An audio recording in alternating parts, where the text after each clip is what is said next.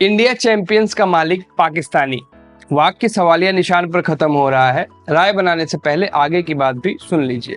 अभी तक तो आपको पता ही चल गया होगा कि India champions world championship of legends में खेल रही एक टीम है। युवराज सिंह की कप्तानी वाली इस टीम में रिटायर हो चुके क्रिकेटर्स खेल रहे हैं। हाल ही में इन्होंने इसी टूर्नामेंट में खेल रही पाकिस्तानी टीम के साथ खेलने से मना कर दिया था।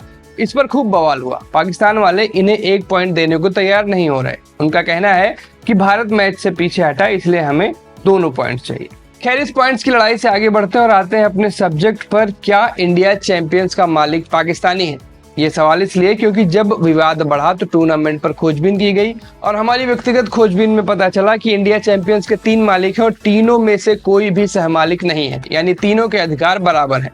और इन तीनों के नाम है मिस्टर सुमंत बहल, मिस्टर जसपाल बाहरा और मिस्टर सलमान अहमद। सुमंत जी भारतीय हैं, जसपाल जी यूके में पैदा हुए भारतीय हैं और सलमान जी कौन जाने, क्योंकि इंटरनेट पर तो इनके बारे में ज्यादा कुछ है ही नहीं। जहां मिलेगा सेम इंट्रो मिलेगा। सलमान जी ने 1500 से ज्यादा लाइव कंसर्ट आयोजित कराए हैं, टॉप कंसर्ट प्रमोटर हैं, ग्लोबल पीस और डिप्लोमेसी में बहुत योगदान दे चुके हैं। नोबेल पीस प्राइज का कंसर्ट आयोजित कराया था, यूएन की जनरल असेंबली के लिए इवेंट्स आयोजित कर चुके हैं, किंग चार्ल्स के करीबी हैं, ऑक्सफोर्ड यूनिवर्सिटी की म्यूजिक फैकल्टी के साथ भी इन्वॉल्व रह चुके हैं, कतर वर्ल्ड कप से जुड़ा एक इवेंट भी कराया था। इंटरनेशनल लेवल पर काफी पहुंचे हुए व्यक्ति हैं। लेकिन सलमान सर ब्रिटिश हैं या पाकिस्तानी, या फिर ब्रिटिश पाकिस्तानी? सवाल बड़ा है और जवाब अस्पष्ट। इनकी एक कंपनी है पोर्टफोलियो मैनेजिंग इवेंट्स, PME। ये कंपनी दुबई में रजिस्टर्ड है, वहीं से काम करती है। कुछ वक्त के लिए इसकी एक ब्रांच ब्रिटेन में भी थी। सलमान भाई का ये मुख्य काम है। साथ ही ये एक फैमिली बिजनेस भी चलाते हैं, नाम है बुर्ज मेफेयर।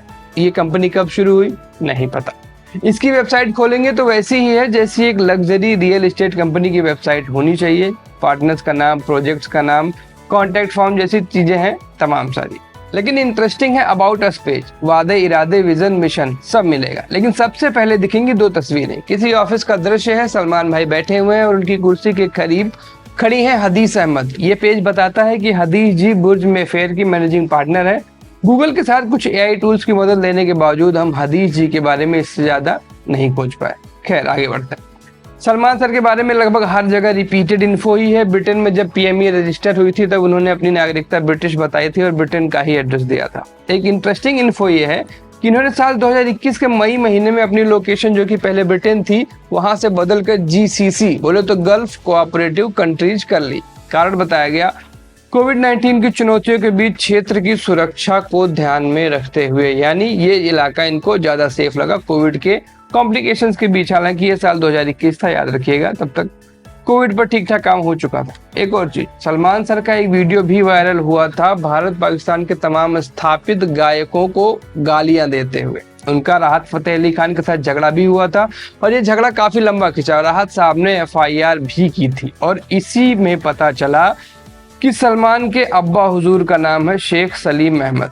सलमान भाई के बारे में पब्लिक बस इतना ही जानती है, यानी न सिर्फ सलमान बल्कि उनसे जुड़े लोगों के बारे में भी चीजें काफी सीक्रेट रखी गई।